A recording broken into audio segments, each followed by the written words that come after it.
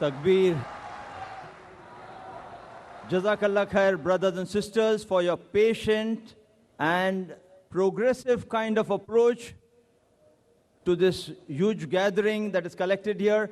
Now we would have the open question and answer session. We would request you to kindly maintain the peaceful and calm atmosphere. Dr. Zakir will be answering your questions.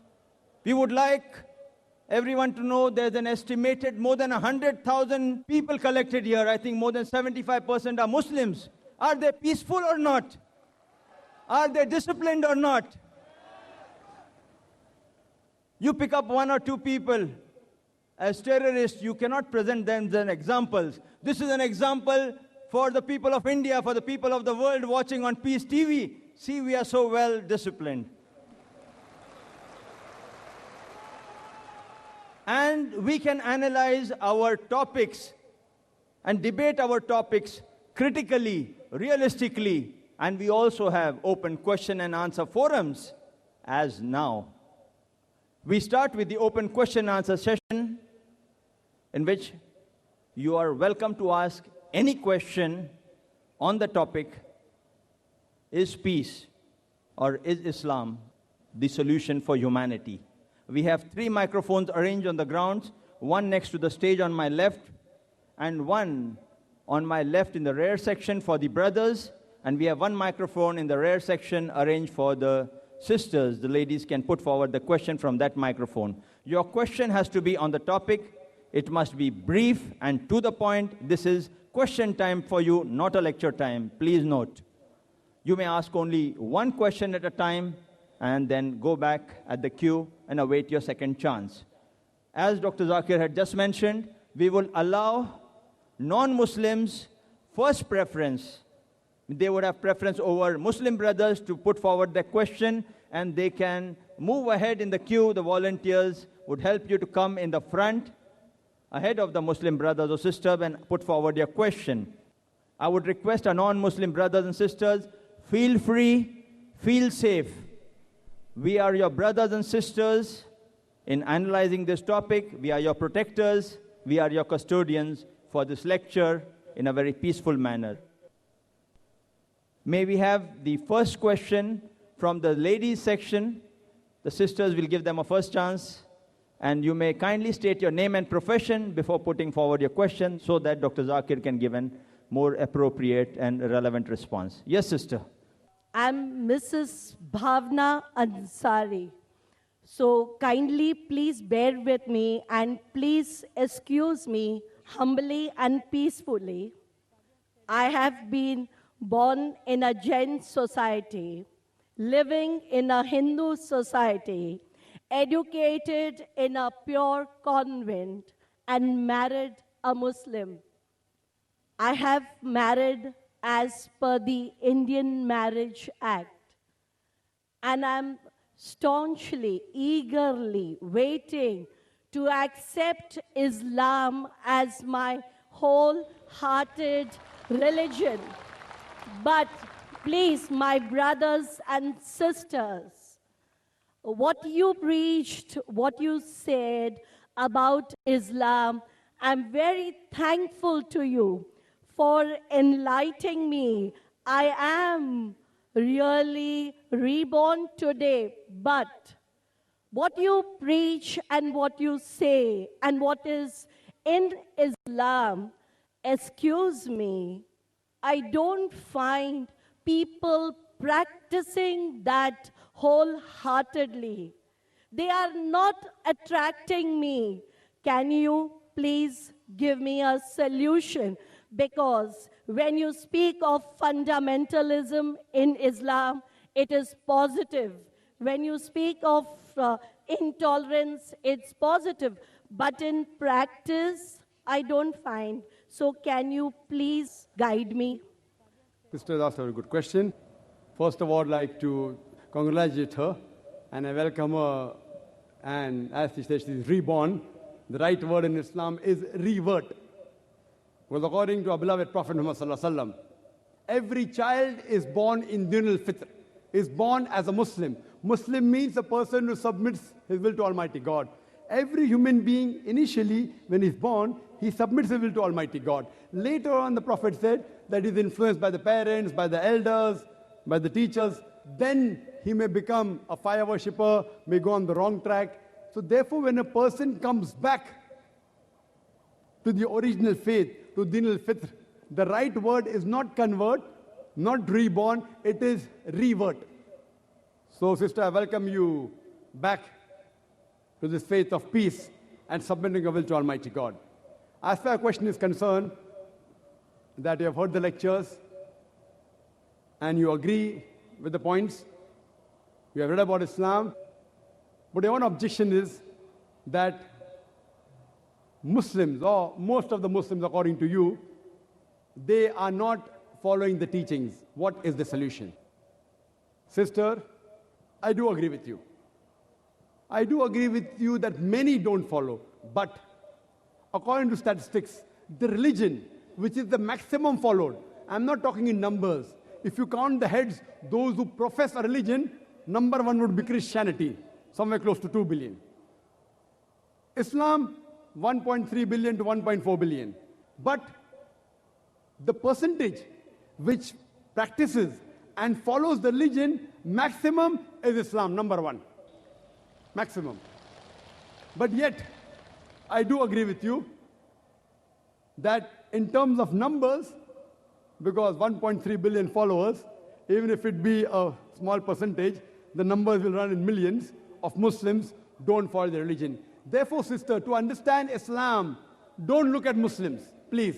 And I always say, to understand a religion, don't look at the followers of the religion, but look at the authentic sources.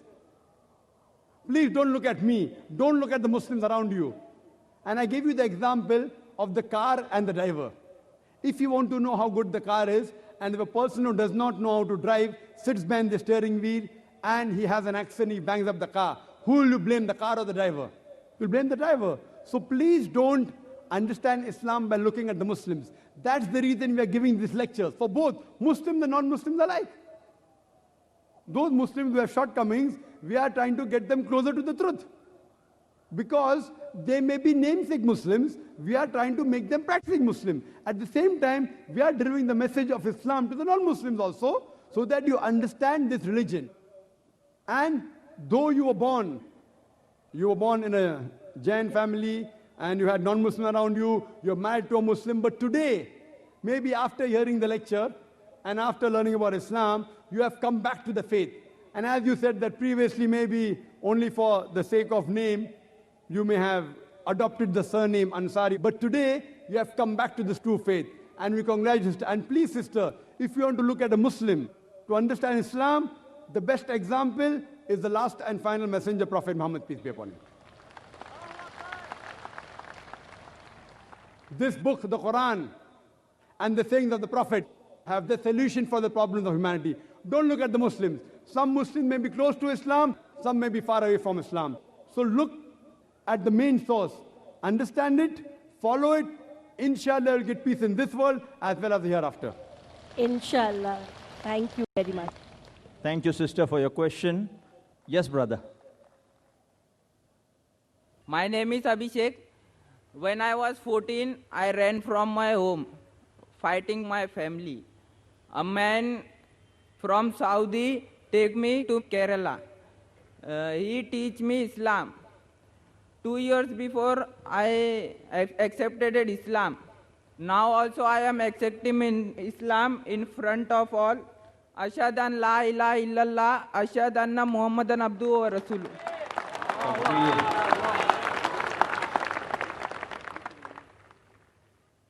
Your question, brother? Any question you have for Dr. Zakir? No, sir. Dr. Zakir would like to comment on that. Dear brother, I welcome you and I congratulate you to the religion of peace. And surely you can testify that no sword was used by that Saudi. Did he use any sword on you, brother? No, Any force? No. Any gun? no. I Otherwise- accepted from my heart. Masha, otherwise the IB will question me. MashaAllah. I would like to give you a translation of the Quran, if you can come on the stage, because I remember the first time I gave a talk 8 days back, there was a sister there who accepted Islam. Believe me, I can't see the face. I can only see the face of the questioner who's on my left, on the first mic. I can't see your face. I can't see the face of the lady who accepted on the first day. On Saturday, the IB came questioning the intelligence. That, where is that lady? I said, I don't even know her face. Maybe on the television you saw her. The gathering is so vast. So surely the people on the television see your face, haven't seen your face. So you can testify to the people that there was no force used on you, and no one can use force on you to accept Islam. If you like it with your heart, and this country of ours, this country, India, is one of the few countries in the world in whose constitution is mentioned that every citizen of India has the right to preach, practice, and propagate his religion. It is a democratic country, but I'm proud of this country that we have the right to preach, practice, and propagate religion. Forcing anyone to accept any religion is prohibited. It's not only prohibited in the Indian government law, it is prohibited even in Islam. You can't force anyone to accept the religion of Islam. You deliver the message. If he accepts, good. If he doesn't accept, also no problem. Because we can at least testify to Almighty God on the Day of Judgment that we delivered the message of peace to you. Thank you, brother, for accepting the religion of peace. Thank you very much. We have brother Abhishek, who had just asked the previous question. He's already at the back of the stage, and he doesn't want to miss the opportunity to receive Quran from Dr. Zakir Naik. We allow him to accept it.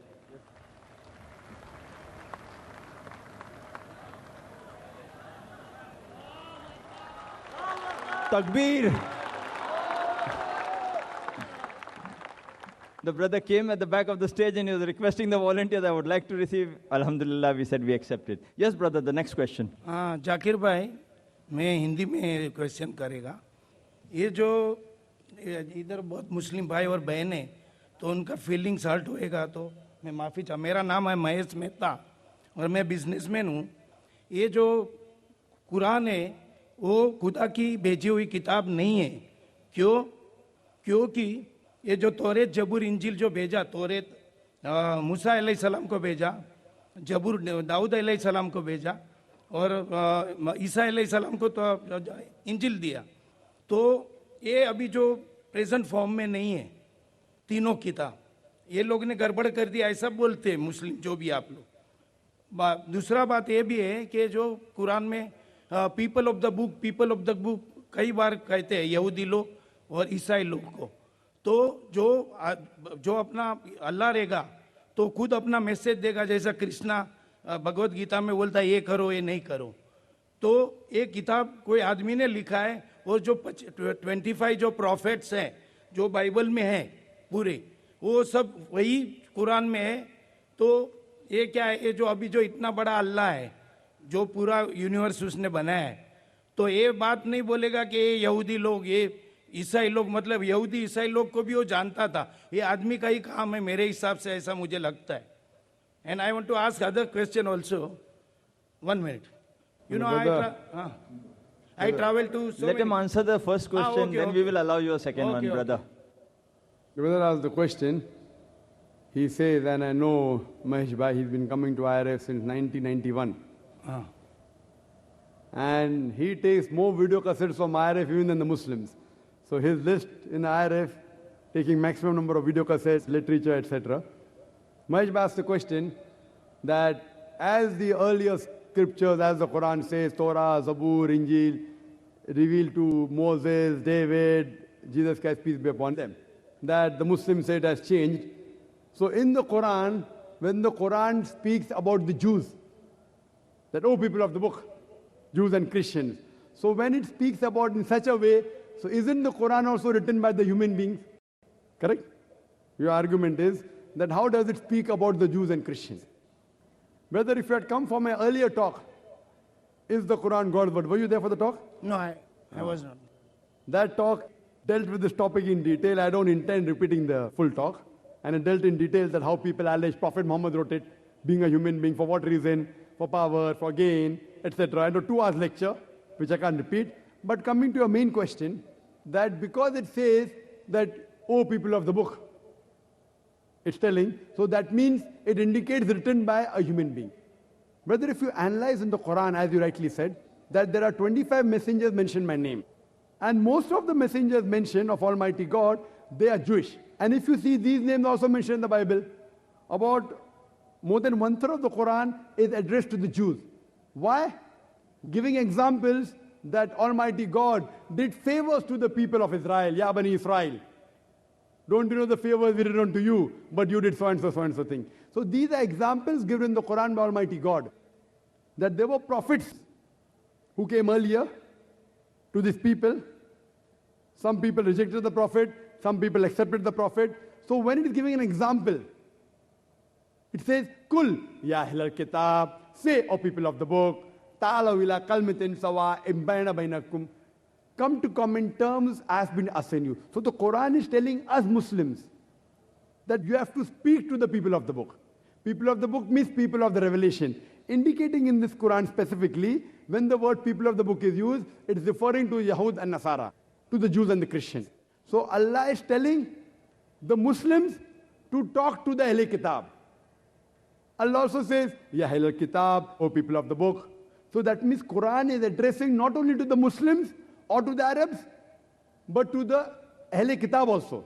Therefore I mentioned that this last and final revelation, the glorious Quran, was not sent only for the Muslims or the Arabs, it was sent for the whole of humanity. If it was a human work, as you say, then Almighty God will never mention that go and ask the Jews and Christians. It is mentioned in the scriptures. At that time, there were many who did not know about the Jews and Christians, what happened in the past. When they checked up, it turned out to be true. Further it says, it talks even about prophecies, that what's going to happen in the future. So all these things, brother, it cannot be the work of a human being. For more details, you can refer to my talk, Is the Quran God's Word? Hope that answers the question. I travel more than 55 countries, and Quran and Hadith, they prohibit the idol worship. But you other religion, Christianity, Buddhism, and Chinese religion, Jainism, all other religion, they have idol worship. And Muslim, maybe they are 15 to 20% in this world, total, percentage wise. And so other people are wrong. Christian, 1 minute, any Anglican church or Russian Orthodox or Greek Orthodox or Catholic or Protestant, Chinese, they have the big statue of the God. So all they are wrong? Brother, that's a very good question. He's saying the Muslims are approximately 15, 20%. Some say 25%. Whatever it is. You say 15%, 20%, I've got no problem. So he's telling that Christians, they do idol worship. Fine, I agree with you. He says that Buddhism create big statue. What do you think they're wrong? Brother, the majority doesn't win in Islam. In Islam, the truth prevails. The majority people a couple of 100 years ago said the world was flat. Majority. Do you know that? Majority of the people few 100 years back said the world is flat. Is the world flat, Brother Mahesh? No. So majority people can be wrong. In Islam, Allah says in the Quran, in Surah Isra, chapter number 17, verse number 81, وَقُلْ جَالْ حَقَّ وَزَاقَ الْبَاطِلِ إِنَّ الْبَاطِلَ كَانَ زَوْقًا. Say that truth has arrived and falsehood perish. For falsehood is by its nature bound to perish. Therefore in Islam, majority never wins. If you go to America, in America, pornography is legalized. Do you believe in pornography? No, so many countries, European countries. No. Do you believe in pornography, Brother Mahesh? I don't believe. No, very good human being. I congratulate you. But the majority people in Western world believe in pornography. So will you believe in pornography? Will you see pornography? Very good. Good boy. See, you are close to the truth. So majority never wins. As far as you say, in Christianity, idol worship is there. In Christianity, idol worship is not there. Christians do idol worship. Like some Muslims do wrong things. If you read the Christian Bible, which you have read the Christian Bible, I'm sure, it's mentioned in the Bible, in the book of Deuteronomy, chapter number 5, verse number 7, 8 and 9, thou shalt not have any graven image of me, Almighty God, he's telling, in the Old Testament, thou shalt have no graven image of me, of anything, of any likeness, in the heaven above, in the earth beneath, and the water beneath the earth. Thou shalt not serve them, nor bow down to them, for I, thy God, thy Lord, is a jealous God.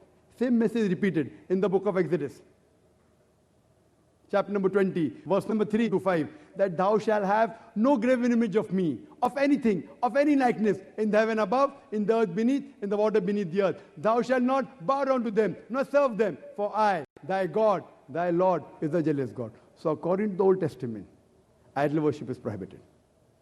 And Jesus Christ, peace be upon him, said, it's mentioned in the Gospel of Matthew, chapter number 5, verse number 7 to 20, think not that I have come to destroy the law of the prophets. I have come not to destroy, but to fulfill. Whosoever shall break one of the least commandments and teach men to do so shall be called least in the kingdom of heaven. And whosoever shall keep the commandment shall be called great in the kingdom of heaven. Unless your righteousness exceeds the righteousness of the scribes and the Pharisees, in no way shall you enter the kingdom of heaven. That means if you want to enter the kingdom of heaven, according to Jesus Christ, peace be upon him, you have to follow each and every law of the Old Testament, of Moses, peace be upon him. No making images of Almighty God. Yet they make. Why? All the Christians don't make. The Protestants don't make. Your knowledge of Christians is a bit less. You're a student yet. The Catholics, they make. They make a statue. That is the reason the Protestants, they protest. What you're doing is wrong. So according to the Bible, you should not make images of Almighty God. I agree with you. Most of the Hindus, they do idol worship. And I quoted earlier, Nata Sripate Masti. Of that God, there is no pratima. There are no images. There are no sculptures. There are no statues. Brother, do you do idol worship? I am doing now. But you're not following the Veda. Because I believe in all religion, all they are Believe same. all the... You know, God knows, because, God knows this, all religion. You Brother, don't if know- you are believing in all No, the no, religions, one that thing. means irrespective whether you are following other religions or not, you are not following Hinduism. Brother, you are not following Now Hinduism. what I am telling you, God is sleeping now. He knows everything. He created all the earth and heaven. So he knows every religion have their own place, like Islam. Brother, let's ask one question at a time. There's a big queue there. I will answer your next question. After that, go behind the queue. You are most welcome to ask your